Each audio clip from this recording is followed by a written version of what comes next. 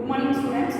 இன்னைக்கு நம்ம என்ன பார்க்க போறோம் அப்படின்னு பார்த்தீங்கன்னா இயற்கை வளங்கள் தொடர்ந்து அடுத்து நம்ம பார்க்க போகிறது கனிம வளங்கள் மற்றும் உணவு வளங்களை பற்றி நம்ம பார்க்க போறோம். சரிங்களா?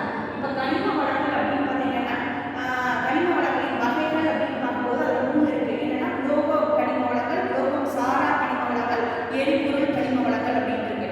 இந்த உலோக கனிம வளங்கள் அப்படிங்கிறது என்ன அப்படின்னு பார்த்தீங்கன்னா உங்களுக்கு தெரியும், பாறை அதாவது ரொம்ப என்ன சொல்றது ரொம்ப ஸ்ட்ராங்கான பாறை இடுக்குகளுடைய துகள்கள்ல இருந்து நம்மளுக்கு கிடைக்கிறதுங்கிறாங்க. அது என்ன அப்படின்னு பார்த்தீங்கன்னா அலுமினியம், இரும்பு, தங்கம், இது எல்லாமே அதனுடைய துகள்கள்ல இருந்து கிடைக்கக்கூடியது. இது எல்லாமே உலோக கனிம வளங்கள் சொல்றாங்க. சரிங்களா? அடுத்தது உலோகம் சாரா கனிம வளங்கள் அப்படின்னா என்ன சொல்றாங்கன்னா வைரம், ஜிப்சம், இந்த சிமெண்ட்ல சேர்த்தாதானே அதனுடைய வலுத்தன்மை அதிகமாகும். ஸோ அந்த ஜிப்சம் இதெல்லாம் வந்து உலோகம் சாரா கனிம வளங்கள் அப்படிங்கிறாங்க. அதுக்கு அடுத்தது எரிபொருள் கனிம வளங்கள்ங்கிறாங்க.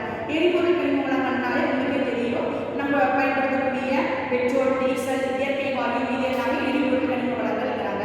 இந்த இயற்கை எரிபொருள் கனிம வளங்கள், இந்த எரிபொருள் கனிம வளங்கள் அப்படிங்கிறது வந்து எங்கிருந்து கிடைக்குது அப்படின்னு பார்த்தீங்கன்னா உங்களுக்கே